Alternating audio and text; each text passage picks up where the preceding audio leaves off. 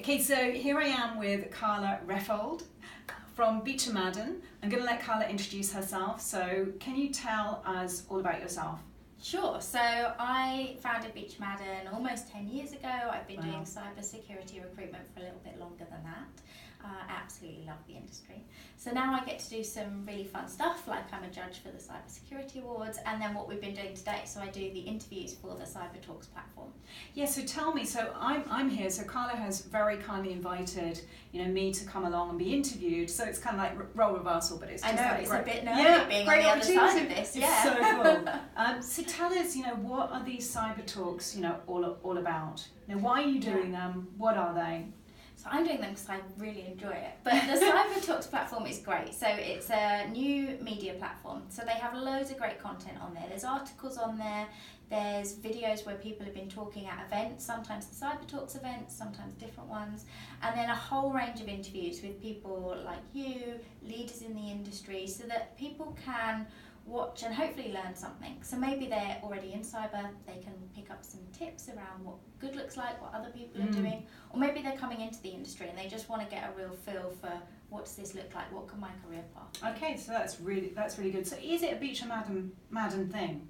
No, totally so separate. Beecham Madden sponsors some of the Cyber Talks events. Okay. But no, Cyber Talks totally independent, membership-based platform. That's what I thought. So that's really cool. So definitely go and check it out if you don't know about it. And the other thing I want to find out is what is happening with recruitment at the moment, because we have, I keep hearing a lot of people. I'm not even going to say women actually, because I have a big female kind of network, and then I have a big kind of leader network.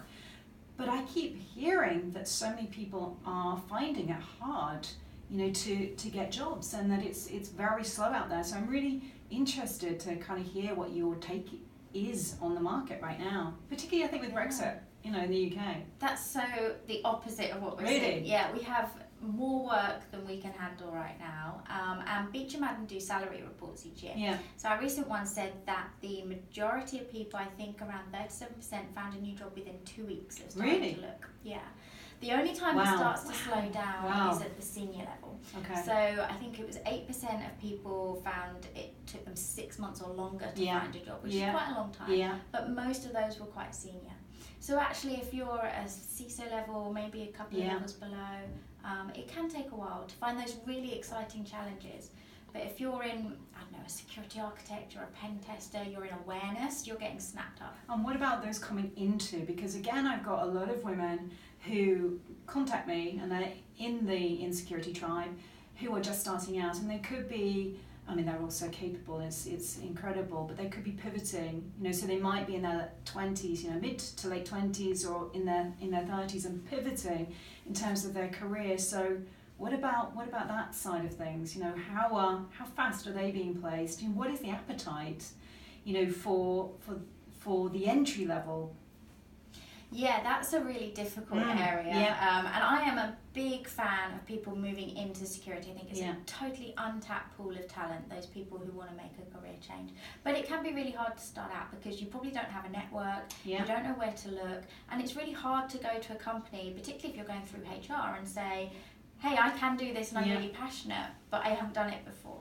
So it can be really hard at that level. And I think the big thing people need to do is get a network, because they will get jobs really quickly once they've got a network. So it's funny you say that, because we've just been talking about personal branding. So personal branding is all about raising your visibility, raising your voice, but also developing, so it's developing your network, which I'm always saying to people coming into the industry, start to build your personal brand and then work on your network. So reach out, work on yourself, get yourself a mentor, or better still, a sponsor. But it's so massively important. So that's really interesting. And what about the contracts market at the moment? Is that flat? Is it buoyant? Are you seeing any kind of trends with that? It's still good. The rates are probably decreasing slightly, particularly at the top end. I'm not saying days of £2,000 a day are gone, but they are decreasing.